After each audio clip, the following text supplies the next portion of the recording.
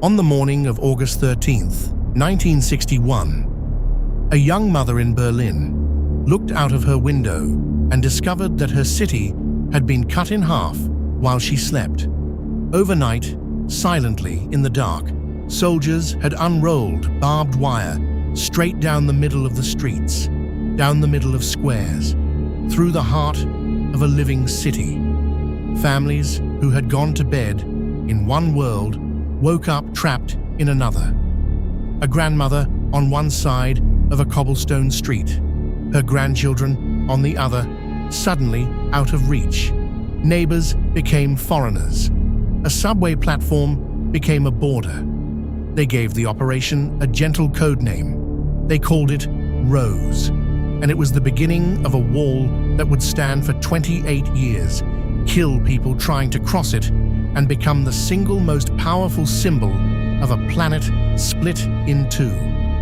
This is the story of the Berlin Wall, how a city was severed in a single night, the astonishing lengths people went to escape it, and the extraordinary evening it finally came crashing down. To understand the wall, you first have to understand the wound it was built to close. When the Second World War ended, the victors carved Germany into 4 zones, and its capital Berlin into 4 sectors. But Berlin sat deep inside the Soviet-controlled East, an island of contested ground, more than 100 miles behind the Iron Curtain. 3 of its sectors, American, British, French, became West Berlin, prosperous, free, glittering. The 4th became East Berlin, the showcase of a communist state. And here was the communist problem. Inside the divided city, the border was still open. You could simply walk across, and walk across they did, by the millions.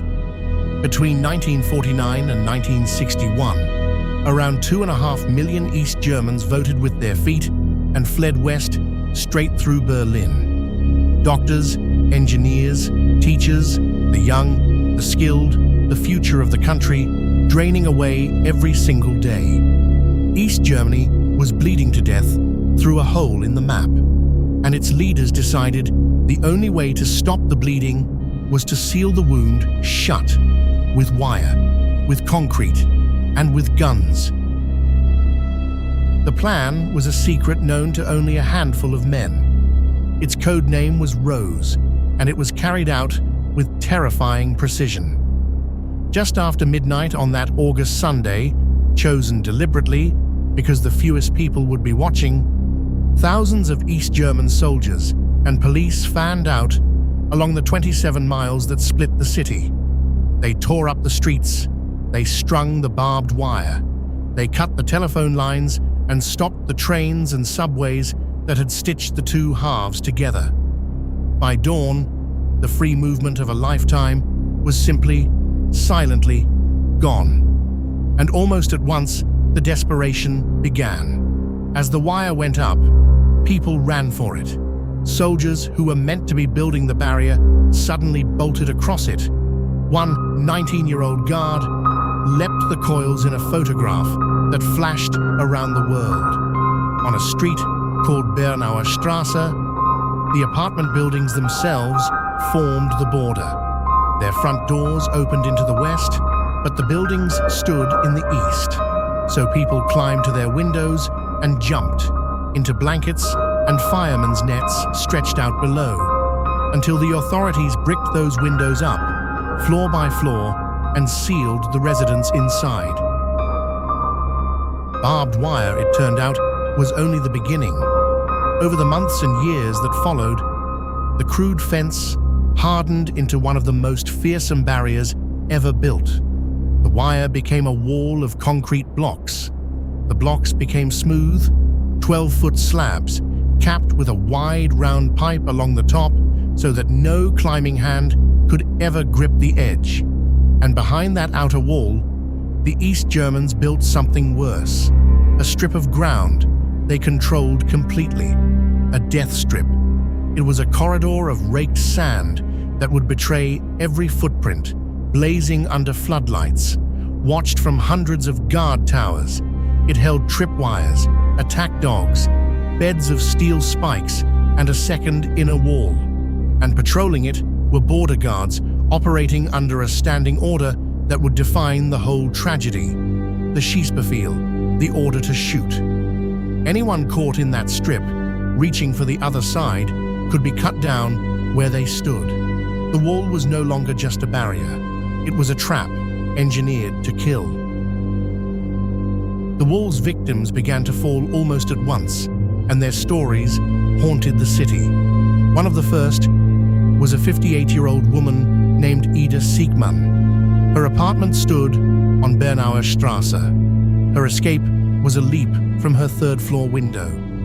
She jumped before the firemen below were ready to catch her. She did not survive, one day short of her 59th birthday.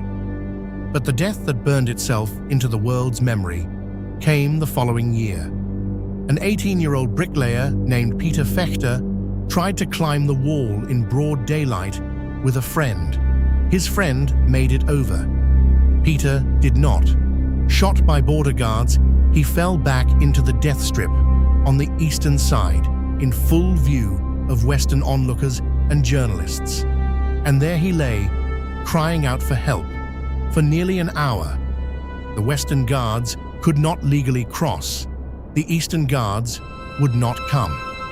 Hundreds of people watched, helpless, as an 18-year-old boy slowly bled to death in the no-man's land between two worlds. His cries became the sound of the wall itself. And yet, they never stopped trying. This may be the most astonishing part of the whole story, the sheer, defiant genius that ordinary people poured into getting over, under, and through. They dug. Over the years, dozens of tunnels were burrowed beneath the death strip. Through one of them, known simply as Tunnel 57, 57 people crawled to freedom in a single night. They flew. Two families spent months secretly stitching scraps of fabric into an enormous homemade hot air balloon, and in 1979 rose silently over the border in the dead of night. They strung a zipline and slid over the wire. They welded hidden compartments into cars and floored the accelerator through the checkpoints. In the end, around 5,000 people found a way across.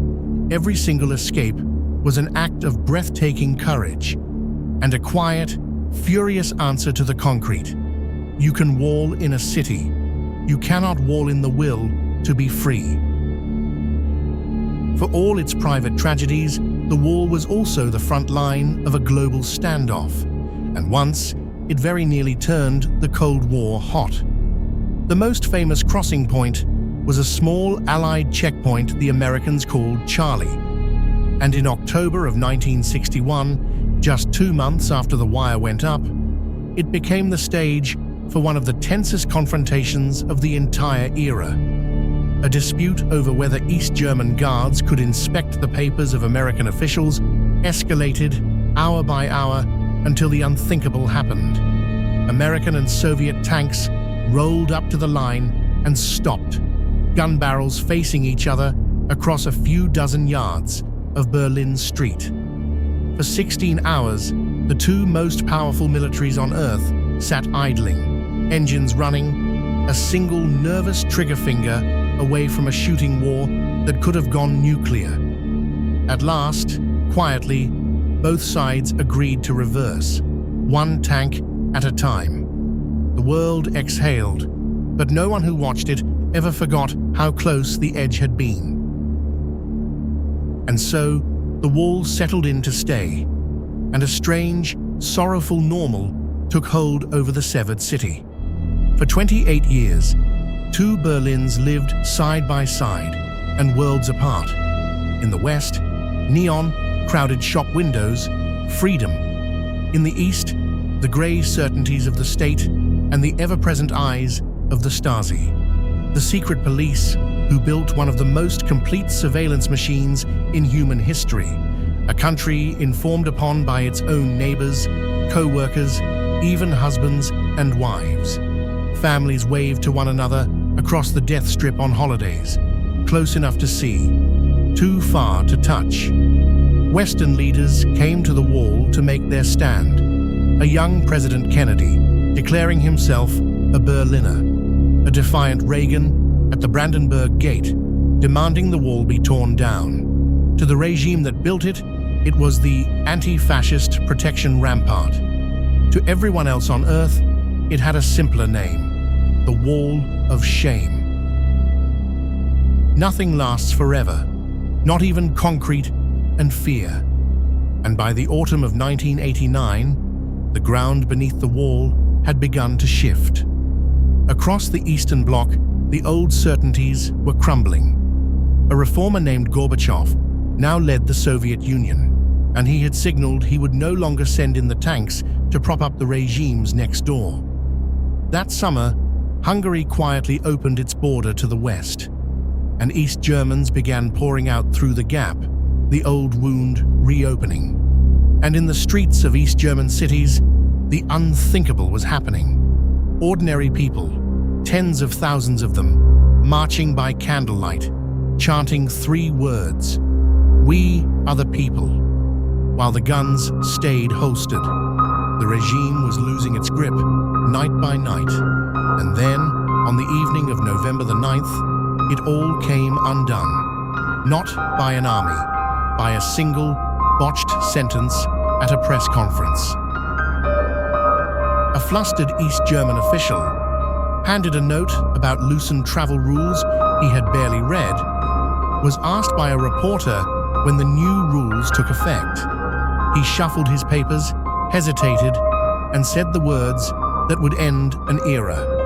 As far as I know, immediately, without delay. It was a mistake. The rules were never meant to open the wall that night. But it was said on live television, and within hours, tens of thousands of East Berliners surged toward the crossing points, demanding to be let through. The guards, with no orders, no instructions, and no wish to fire on their own people, looked out at the swelling, joyful crowd and simply raised the barriers. And the wall, the death strip, 28 years of fear, fell away